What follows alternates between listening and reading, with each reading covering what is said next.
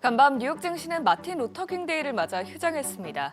다만 휴장을 한 것이 오히려 다행이란 생각이 들 정도로 오늘 프리마켓에서 3대 지수 모두 큰 폭으로 빠졌는데요. 밤사이 관세 전쟁이 재발발할 수 있다는 우려가 시장을 짓눌렀죠. 주말 사이 트럼프 대통령이 그린란드 메이블 위에 유럽 8개국의 관세 폭탄을 예고한 데 이어서 유럽도 이에 맞서겠다고 나서자 투자 심리가 크게 위축된 건데, 이에 따라 전반적으로 위험 자산은 빠지고 안전 자산으로의 자금이 쏠리는 현상이 나타났습니다. 우선 그럼 뉴욕 증시 선물 시장 흐름부터 확인해 보면 다우 지수가 0.81%, S&P 500 지수 선물이 0.91% 내려갔고요. 특히 유럽이 빅테크 기업들의 보복 조치를 내놓을 수 있다는 우려 속에 나스닥 선물이 1% 넘게 내려갔습니다. 유럽 증시 역시 트럼프 대통령의 관세 카드에 일제히 급락했습니다. 프랑스는 일명 이 무역 바주커프로 불리는 ACI를 발동해야 한다고 주장하고, 이외에도 유럽연합이 약 160조 원에 달하는 미국산 제품의 보복 관세를 부과할 수 있다고 밝히면서 투자자들은 크게 긴장하는 모습이었습니다. 이에 따라 간밤 독일 닥스 지수와 프랑스 카크 지수는 각각 1.33%, 1.78%로 크게 하락했고요. 영국 푸시 지수도 0.39% 내려갔습니다. 월가에서는 이번 지정학적인 갈등으로 증시가 단기적으로 압박받을 수 있다고 우려하고 있는데요. 블룸버그는 그동안 몇 주 동안 투자자들은 위험자산 선호 현상을 보이고 지난해에 비해서 위험 회피 움직임에 대한 대비가 미흡한 상태이기 때문에 이번 사태에 더 민감하게 반응할 수 있다고 말했습니다. 또 지난해 해방의 날 때처럼 셀 아메리카 트레이드가 나올 가능성도 있는데요.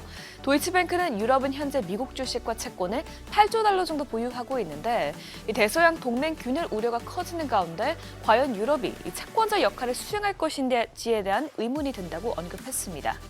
또 이런 가운데 미국 경제에도 타격이 있을 수 있다는 입장이 제기됐는데요.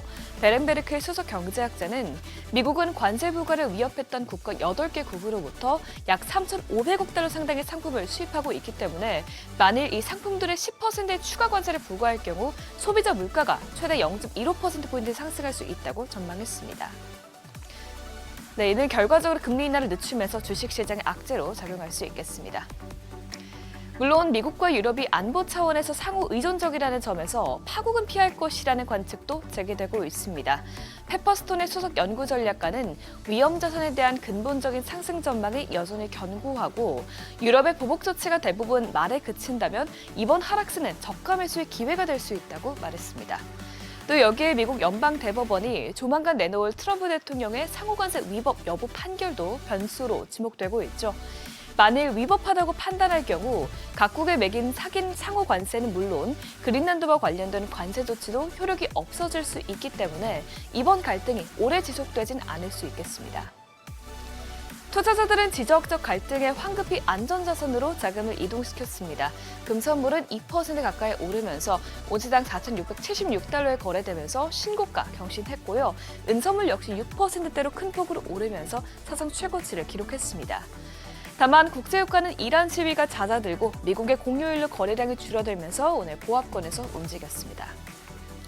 달러와 가치는 약세를 보였습니다. 트럼프 대통령의 관세 위협으로 무역 전쟁이 다시 발발할 경우 달러와 패권에 대한 지위가 떨어질 수 있기 때문인데요. 이에 따라 달러 인덱스는 0.33% 빠졌고요. 반대로 스위스 프랑화는 상승세를 보였습니다.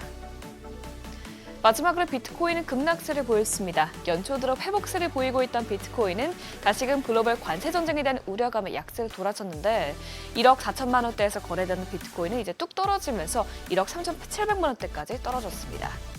네, 이제 휴장 이후 오늘 밤에 열릴 미 증시가 이 이슈를 어떻게 소화할지가 관건인데요. 트럼프의 관세 관련한 판결 결과와 또 오늘 나올 넷플릭스 실적이 위축된 투자 심리를 반전시킬 수 있을지 지켜봐야겠습니다. 지금까지 굿모닝 마켓이었습니다.